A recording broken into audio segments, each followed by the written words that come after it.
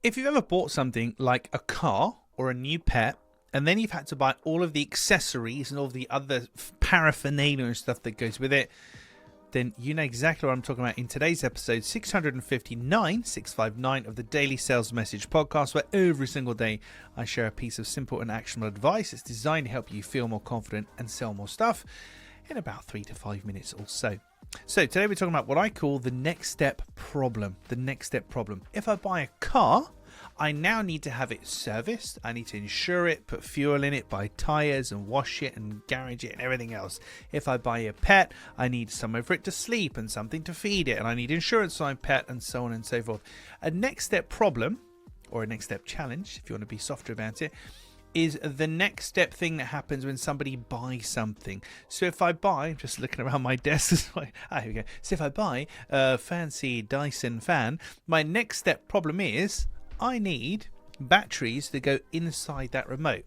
It's a small next step problem, but if the batteries aren't included, that's my next step. That's the next consideration.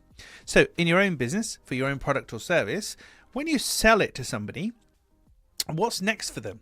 What's the next challenge, problem, or need that they have? Do you signpost it and help them out with it?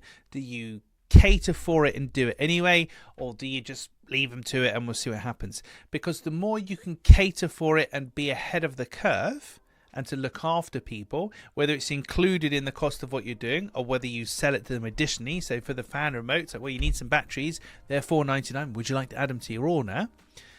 Thinking ahead and preempting the next thing the buyer will need, it's kind of your job. It's not kind of, it is your job as the person that's doing the selling. So as a buyer, I might feel really appreciative and I might never realize, oh yeah, I do need to feed my budgie special budgie food or whatever it is. So you telling me what I need next is going to allow me to buy more stuff, but also to be happy about it because I feel like you've taken care of me.